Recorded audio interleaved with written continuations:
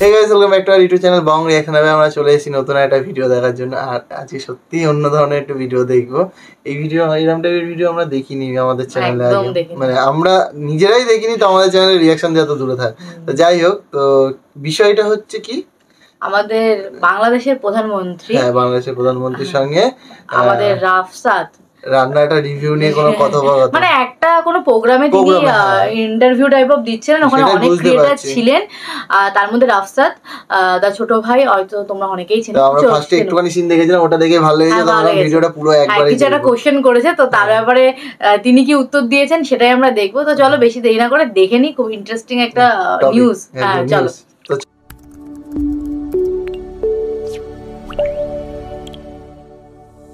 শুনেছিলাম আপনি অনেক ভালো মরক পোলাও রান্না করেন, আমি কি রিভিউ করতে পারবো এটা?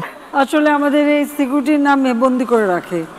আসসালামু আলাইকুম মাননীয় প্রধানমন্ত্রী, আমার নাম ইফতেখার আফসান, আমি একজন ইউটিউবার।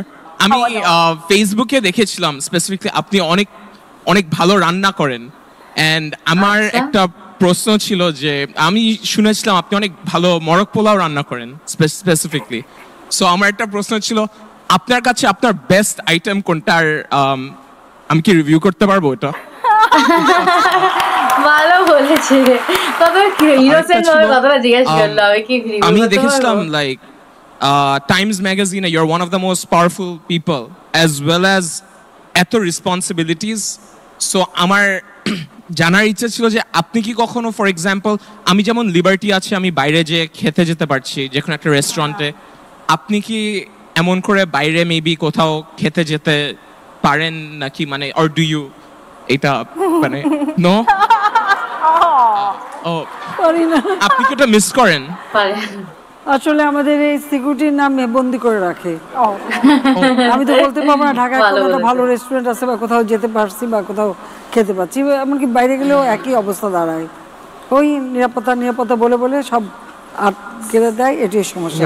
আর রান্নার ব্যাপারে বলবো, হ্যাঁ আমি রান্না করি কারণ আমার ছেলে মেয়ে নাতিরা খুব পছন্দ করে, তারা আমি যাই রান্ধি ওদের কাছে ভালো লাগে, তো সেই জন্য আমিও চেষ্টা করি একটু রান্না করতে।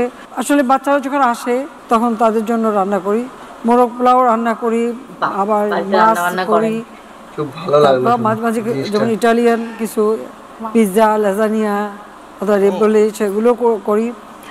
আর সবথেকে খারাপ একটা ছিল, আমি একবার খুব চেষ্টা করলাম, আমার ছোট বৌমা মানে আমার ছোট বোনের ছেলের বউ, ও খুব মোজারেলা চিজ পছন্দ করে, তো আমি ঠিক আছে তোমার জন্য আমি মোজারেলা চিজ বানাবো।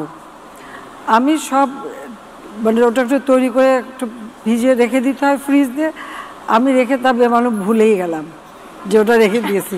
অনেকদিন পরে মানে হঠাৎ আমার ছোটো বোনটা যখন আসলো, ওটা বের করে দেখে যে ওটা পুরো ফাঙ্গাস পরে নষ্ট হয়ে গেছে। বলছে তুমি যে এটা রেখেছো তো মনে নেই আমার, আমি একদম ভুলে গেছি।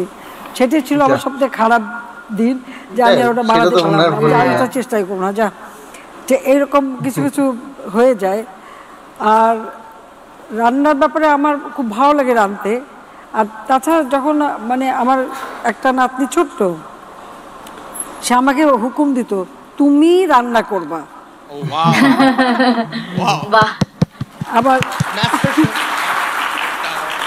ওটা যে আমার ছোট বোনের ছেলে, ওর ছেলে ববির ছেলে, বলছে তুমি রান্না করবো। আবার সে বলে অনেক সময় আমার কোলে চড়ে বসে বলে ও শিখবে। কাজে ওই যে ডটার স্টাইলে আছে দুইজন বসে, প্রত্যেকটা জিজ্ঞেস করছে কি দিলা এখন কি দিলা এখন, মানে তাদের প্রশ্নের উত্তর দিতে হয়।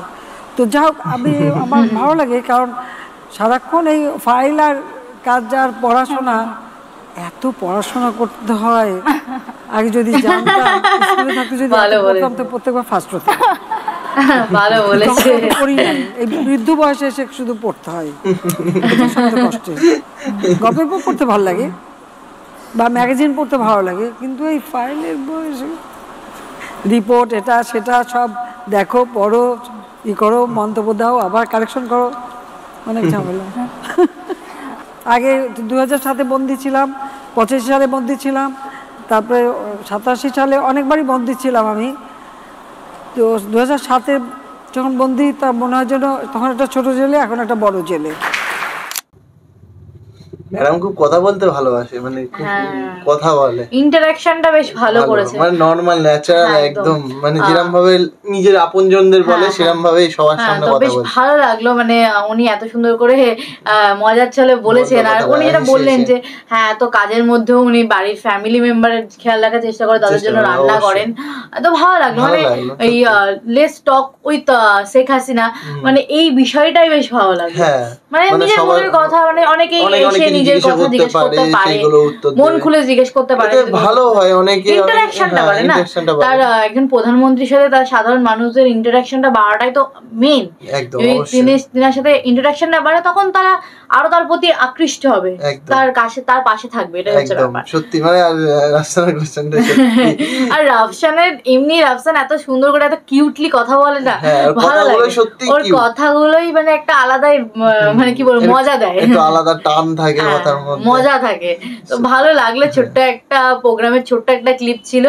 তো কেমন লাগলো তোমাদের এই ধরনের একটু হাটকে, একটু অন্যরকম ভিডিও দেখতে? আর এই ভিডিওটা আগে কতজন দেখেছো, মানে এই টক উইথ শেখ হাসিনা এই টাইপ অফ ভিডিও তোমরা কতজন দেখেছো আগে? এটা দেখা হয়ে গেছে কার কাছে, সেটাও কমেন্টে লিখো।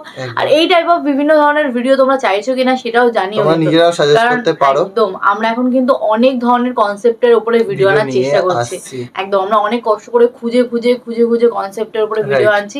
তো তোমরা একটু সাপোর্ট করো, পাশে থাকো, বেশি করে শেয়ার করো, আর যারা নতুন আছে চ্যানেলটাকে সাবস্ক্রাইব করো, সাপোর্ট করো, একদম। তো চলো টাটা।